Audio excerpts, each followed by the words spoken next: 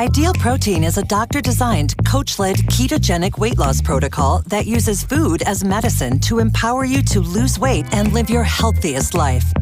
And welcome back to the Livingston Parish News Weekly Show, a podcast brought to you by the Livingston Parish News. This is Group Therapy. It's time when I get to sit down with these gentlemen and talk about what's going on in Livingston Parish. My name is McHugh David, publisher and editor of the news, and we're going to let these two guys introduce themselves on this beautiful Wednesday morning. It is a bit hot, though. Let's start with the gentleman on the right. This is David Gray, news writer with the Livingston Parish News. Hey, this is Rob DeArmond, sports editor with the Livingston Parish News. And you know what? We could have taken the low-lying fruit this morning and started with Valerie, but there's some other low-lying fruit that I want. Good old Rob sat on a Zoom call yesterday for probably 2 hours with the LHSAA talking about select and non-select. So let's dive into that. We've been talking about development for weeks. Let's get a new controversy in here. My coffee there. Yeah, let's get some new controversy. So a lot of interesting things going on at the high school level with regard to sports. Trying to figure out the select non-select issue.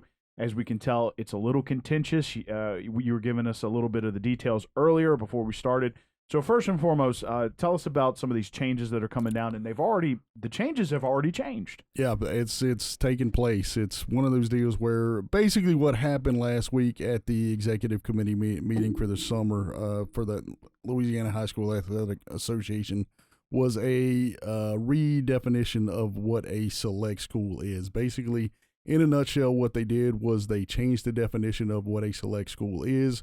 It broadened it out to include schools, just to give you an idea, just schools with magnet components maybe, basically expanding the number of schools that can be select, and right now it's almost a 50-50 deal, and you don't want to call it a split, that split word. You don't want to say that, but they're sitting right at 50-50. So they sent out a list on late Monday evening. The original list, this will give you an idea of how quickly this is kind of moving. Original list had 198 select schools and 207 non-select schools. By Tuesday, when we had the Zoom call with Mr. Bodine with the LHSAA, it had switched to 52.1% select, 47.9% non-select.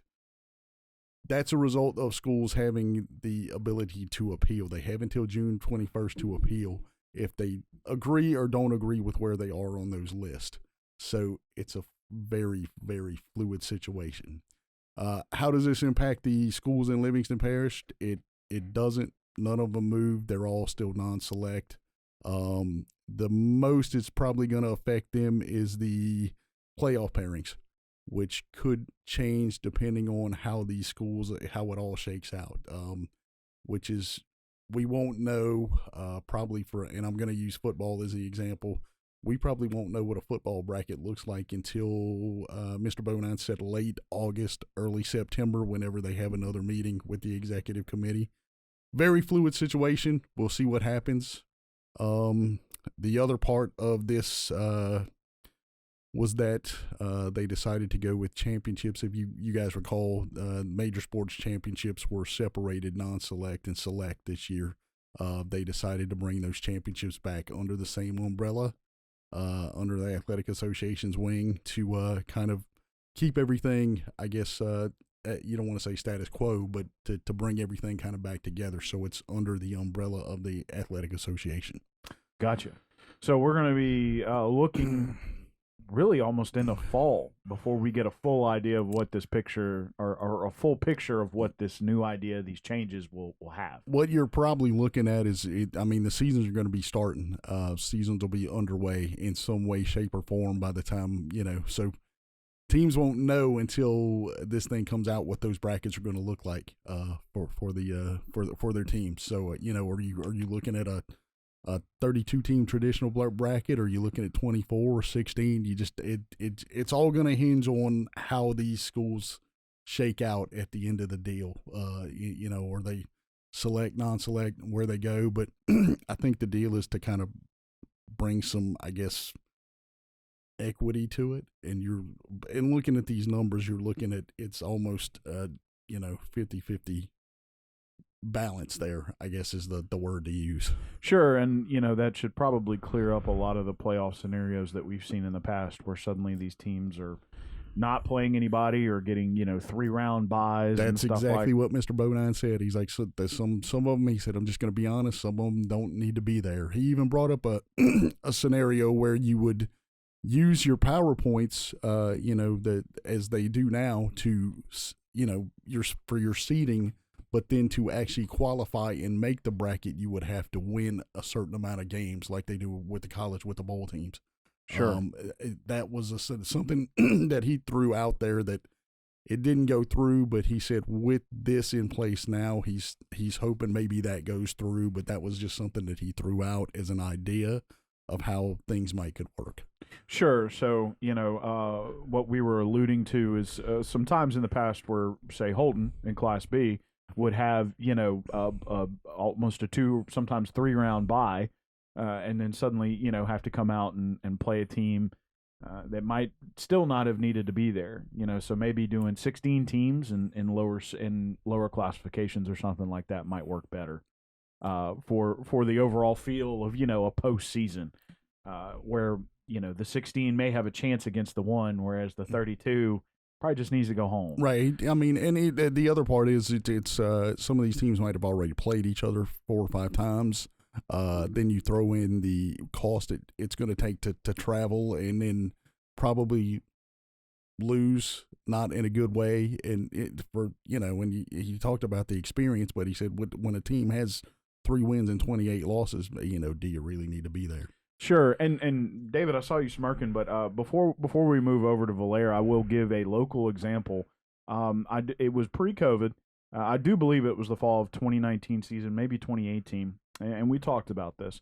It was Springfield, and they had a rough year, plagued by injuries, just absolutely tough. And then they had a bunch of freshmen had to go out and play a meet, which had just that year dropped from 3A to 2A. They had already lost to them in district by a very wide margin. And here they were again having to go back and play them. And it wasn't good for those kids. If I remember correctly, that they were trying to beat some bad weather they meet for that playoff game. And if I remember correctly, they went into that game with a backup quarterback. And then I remember the injury bug hit them during that game as well, if I remember correctly. And I could be wrong on this. I remember maybe a kickoff return where you got one kid laid out on this side and another, like they lost 2 kids on a kickoff return. So I think I remember asking Coach Surpass after that game, how many people did you come in with and how many people are you leaving with healthy? Just because you had to ask that question. It was just to give people an idea. But that's the kind of thing you're hoping to, and that's not to, embarrass any school or anything like that, but that's the kind of thing that you're hoping not to have with this type of deal. And at those small schools, I mean, that's one of the reasons why Holden's run in softball has been so impressive and why some of their prior runs in basketball have been so impressive. Staying consistent at small schools is tough. Right. It's very tough. And it's even, with what they were able to do this year with the coaching change, basically all new coaches, and they moved several players to different positions this year to kind of say, okay, can you help us here? And they came through, and you see it. They walk out of Sulphur with another state championship. Sure. We'll talk more about that later. Sure. So, yeah, we'll get there. All right, jumping over to David here. Oh, I do want to bring up one quick thing, too, that I did notice and I don't think we've touched on yet. Spencer Harris is moving to the central office. Correct. After many years as the head football coach and then the principal of Springfield High School. So congratulations to him on his move. I guess we'll be looking for who his replacement is. But, yeah, jumping over to David, talking about Valera. Obviously, this one is, it hasn't passed planning, and it's in the middle of the moratorium. So I believe they tabled it for no, it's not. Well, no, yes, the moratorium is going on right now, but it is not affected by the moratorium. Gotcha. But I believe they tabled it again due to some issues with the actual publishing at the site. Correct. So tell us about that. So, this has been a subdivision that even before anything was formally submitted. The village residents of French Settlement got word of this, and they have really been pushing back against it. It's right outside the village limits, so there was very little that the Board of Aldermen can do other than formally oppose it, which they did. It's right at the corner of Highway 444 and Jack Allen Road. Like I said, right outside French Settlement Village limits. It's 700 lots about, and so yeah, so it has been, like I said, before even anything was formally submitted, it had already been discussed, and like I said, the residents have been against it. In May, it was presented before the Planning Commission, and they deferred a vote until June because the sign there, one of the requirements it didn't meet. It had this: you have to be at least 4 feet above the ground, as part of the public notification ordinance, and it was not. It was a little. It was below that, and so the Planning Commission voted to defer so they could get the sign fixed and that sort of stuff, and then on in June, the meeting in June, they also pushed it back because once again the number on the sign was not reachable. I've tried calling that number. Many of the residents in that room tried calling that number. Many of the commissioners tried calling that number, and every time it is said this phone is no longer reachable. So that was kind of their reasoning to defer the vote. One of the commissioners, Ms. Bobette Larkey, she flat out, she made a substitute motion to actually deny the plat, given its repeated ordinance violations for public notifications, but she did not receive a second, so they ended up voting only on the deferring to the July meeting, and that was approved 5-1. There was 3 commissioners absent from that meeting, but yeah, I mean, the big issue for this was, and it goes back to like kind of what we've been talking about the last few months. This is the third big subdivision that's worked its way through the Planning Commission. The second one that's being done by Ascension Properties, and what engineers and developers are arguing, that this is just a preliminary plat, that this is in no way binding construction or anything like that.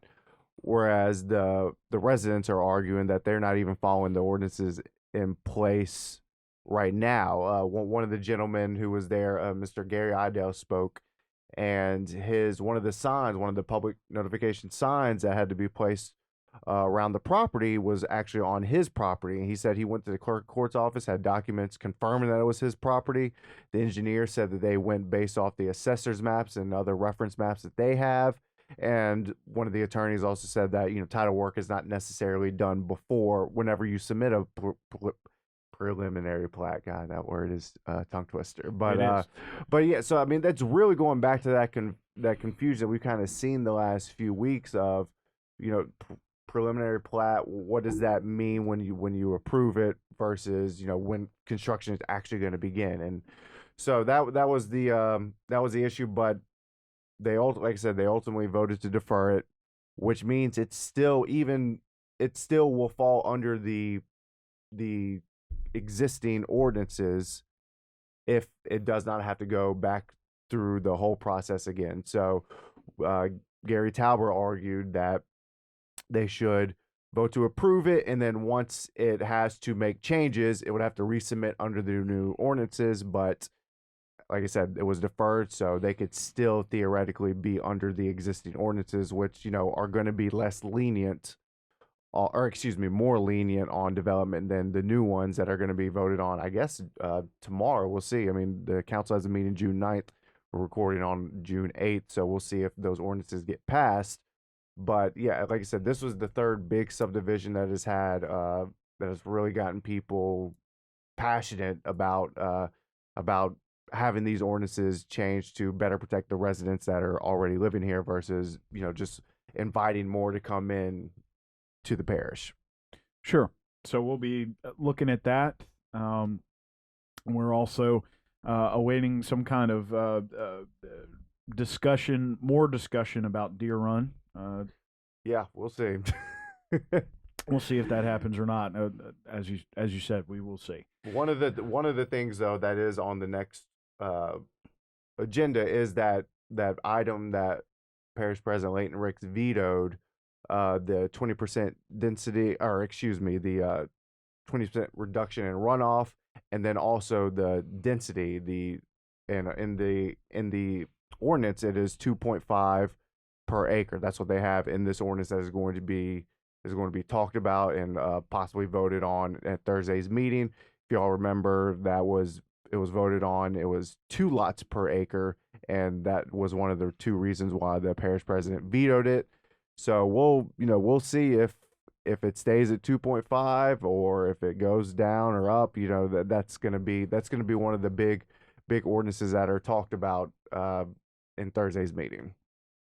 So looks like you're gonna have a long one. Yeah, you're gonna have another fun one tomorrow night. It's like almost 40 agenda items or 39. So yeah, right at 40. So yeah, it's gonna be a long one. What a fun time. Yeah. Real quick, I know you have a couple other items, but before we jump back over to Rob, Entergy has informed folks that due to the continued high pricing of gas, among other issues, and I believe some more service fees are coming on for last year's slew of storms, your rates will stay high. And I think I may have stole your thunder on that one. Is there anything else to add? That's pretty much it. I mean, no, that's the gist of it. That's all people want to know. My bill is going to be higher. And yeah, it's about $25 per month it'll be. So yeah, you didn't say that part, so I got that little part in there. But there you go. Yeah, it's 15 of that is because of the natural gas increase, and the remaining 9 to 10, and this is just an average, so it could vary depending on how much power you use, how much I guess natural gas is needed to power your home. So it could vary, but they're saying it's about an average of $25 a month for the next few months, and $9 to $10 of that is going to be on the books for the next 15 years. That is related to storm restorations from 2020, 2021, from Laura, Ida, Delta, all of them, the winter storm that we had in February 2021. So that is on the books for the next 15 years. And they wanted to note that some of the other like Gustav and Ike, those extra charges for restoration from those storms, those are coming off the books this summer. But yeah, like I said, another $25 a month for the foreseeable future until natural gas prices go down, but definitely that 9 to 10 will be on the books for a long time. Yeah, that's all you need to know. Yeah, just get used to it. So we're going to come back to David, but want to jump back over to Rob real quick because we reported, I think it was 2 weeks ago, that the Albany football coach was stepping down, and they found their replacement. So tell us a little bit about that. Yeah, familiar name to a lot of folks around here in this area. John Lagoria, who was a assistant there at Albany, also spent some time at Hammond High and at St. Thomas Aquinas, is going to be the new head football coach at Albany. He's been an assistant for a really long time. I think he said 27 years. I've known him most of those years. So it's one of those deals where he's finally getting a shot at being a head coach. Just in talking to him in terms of philosophy and things like that, he said they're going to bring that the wing tee, which is something he's really familiar with. He was offensive and defensive coordinator, but he said he's going to handle the offense. Bringing the wing tee, plus they're going to throw in some other concepts in there, so it's not going to be just a straight wing tee. They're not going to be throwing in anything. But he said they might do some RPO and some stuff like that. Just to throw a few wrinkles in there. But he feels like they've got the personnel on offense to run that offense. Defensively, he said he was at the spring game and he liked some of the things they were doing there, so they're kind of going to keep that going and maybe tweak a few things. And he also said that they hired him last Thursday. His first meeting was with the team on Friday, and he was expecting some more kids to come out. And he said he felt like these are kids that could immediately come in and help the team. So, and I know that was one of the things Coach Knight was talking about at the end of the spring, was getting more kids out there, and it sounds like that's going to happen for him. So this is like I said, and I think John said he's been at Albany 11 to 12 years. He was former softball coach over there, and he's coached a little bit of everything. Did some baseball at St. Thomas, which is that's where I first met him years ago, and did some cross country. So he's coached a little bit of everything. So this is the first time taking over a football program. Sure, going to be interesting to see where they can go from here. They have ups and downs over there, and some years better than others. So we'll see. He's the third coach in as many years. So they're trying to win. And talking with Stacy DeRoos, the head basketball coach and girls basketball coach and athletic director, they're just hoping this is stability for them, bring some stability to position for them. Gotcha. So jumping back over to David. Well, first and foremost, we're trying to get you guys out of here just to let everybody know 7-on-7 starts today, or has started today. By the time we get this out, it will have passed here in the morning. But these two gentlemen are going to be going out to cover the first week. Where's that? Is that the same deal? Walker, Denham, and Live Oak? Denham is not doing it this year. Oh, well, yeah, of course. Sorry. Yeah. If you haven't gone out there and looked, there's a lot of construction going on. I've seen some drone photos on Facebook. So I got some photos. Story will be coming out this week about that. Go take a look. I know they're doing the football's doing the work on the baseball, the turf that's down for baseball. So that's where they're kind of getting in their work. But they'll be a lot cooler too. Apparently, it is. Man, I can speak from experience. I hope so. Yeah, that's what they were saying. Early tease for the story. That's what Mr. Cecil Harris, school board president, who was really the catalyst behind getting that tax renewed, not new. It was a renewed tax. That's what he said, that because they had spring practice out there. You said, and so they were saying that it was much cooler than the previous football fields.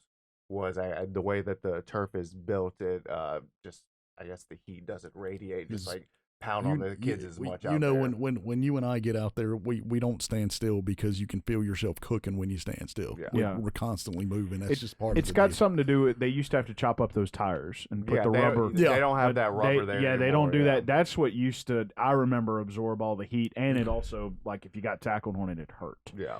You would always have them in your shoes. You ever looked around our desk when we come in on Friday night? So that's not me bringing in dirt. That's tires, man. Yeah, it's pieces of tire. So, all right, jumping back over to David real quick to wrap it up here. We talked about Entergy. Last thing is ChickFilA is going to be putting a food truck at Walker High School. It's there. Have already put it. It is there. Yeah, and I talked with our pleasure. I talked with a representative from ChickFilA, and this is kind of their first little, I guess, tease to see how the community of Walker would receive a ChickFilA. Like you said, right now it just has your basic stuff because they can't cook any food on there yet. They have to basically get it from the ChickFilA on range right off the interstate, and then they bring it to this food truck, and it's just your regular chicken sandwich, essentially, potato chips, cookies and brownies, and then a few drinks. That's essentially what they got right now. But this is kind of, they're wanting to see just how receptive the community of Walker will be to it, because they have been talking about expanding to Walker. That Walker exit has 10 fast food joints, like right off at exit least 15. And Walker, is that north? North, that's Walker North. Yeah. So ChickFilA might be wanting to join that fray out there, but this is their first chance to kind of see. And I mean, based on the Facebook post, I know whenever we posted the story, I mean, that I knew that was getting a lot of attention. A, because people love new restaurants, and B, a lot of people like ChickFilA. So you see that line at the one on range every day. I mean, it seems like it's never short. It just seems like it's perpetually just a long, winding line that just wraps through that parking lot. They don't even bother parking there anymore. It's just used for space for cars for the drive-through line. So I haven't been out there to see the new ChickFilA, to see if, or the food truck ChickFilA, to see if it's had a packed line or not, but might see that next week. I was out there. Softball for you. Yeah, I was out there last week for basketball, and it was right around 11:30, and they were people were starting to. They opened it up. People were starting to partake. So, I mean, if I'm out there next week shooting for you and it's right there, I'm definitely going there. Lunchtime, get you a there you go. Some chips. There you go. So yeah, and so last but certainly not least is just sort of a wrap. Summer sports are starting. You'll have 7-on-7. Unfortunately, the LHSAA kept you away from summer baseball last night, but summer baseball is going, and summer softball as well, and I guess summer basketball. Yes, and we were just talking about that. Neither one of us had a chance to go see some of that summer basketball, hoping to maybe get out there next week if we can. Also wanted to mention that the all-state teams are coming out for baseball and softball for the Sports Writers Association. The Class B team came out. Taylor Douglas from Holden was the outstanding player for the second year in a row. Raven Andrews, coach at Holden for softball, was the coach of the year. Also had Gracie Duffy and Ray Craddock make the first team. And Allison Fletcher was an honorable mention choice. On the baseball team, Kirsten Sturgis from Marpol made the first team. And let's see, who was it? Brant McSwain from Holden was an honorable mention choice. So Class B schools well represented on that team. Congratulations to that lady and those kids for those recognitions. So, like I said, it's one of those things where you make coaching changes and the kids just the more things change, the more they stay the same for them. So, well, thank you, Snake Plissken. There you go. Snake Plissken. I may have just dated myself with that. Yeah, they're gonna go, what is that? Yeah, well, some of them will. Some of the adults. I know what you're talking about. Oh, there you go, David. Do you know? I have zero idea. I knew it. Oh God, man! The Escape from New York and Escape from L.A. Kurt Russell, 80s and early 90s. Yeah. And true 80s and early 90s action movie. Where's your eye patch, man? Yeah, right. I'm now going as Snake Plissken for next Halloween. Yep. We just did it. Thank you. Thanks for. It's on the record now. Yeah, I just got to grow a sweet mullet. I don't know if I can do that anymore. I don't really have a whole lot of hair left, but I'll try. You can do it, man. You can do it. Yeah, y'all could both do it better than I could. So anyway, we have gotten off subject. Let's wrap this up. So having fun, man. It's all right. Well, yeah, there's nothing wrong with a little fun. So anyway, we appreciate you guys out there for joining us. We are going to wrap it up here. I'm going to let these guys introduce themselves. We're going to start on the viewers left. Hey, this is Rob DeArmond, sports editor with the Livingston Parish News. And this is David Gray, news writer with the Livingston Parish News. And my name is McHugh David, publisher and editor of the news. Appreciate you guys out there for joining us for the Livingston Parish News Weekly Show. This is Group Therapy. It's a time when I get to sit down with these two guys and discuss what's going on in Livingston Parish. Please remember that the news is on Facebook, Twitter, LinkedIn, Instagram, and YouTube. We are once a week in print on Thursdays. That's $7 a month to get that in your mailbox. We're also online, www.livingstonparishnews.com. We do hope you have a great day, and we will see you next time.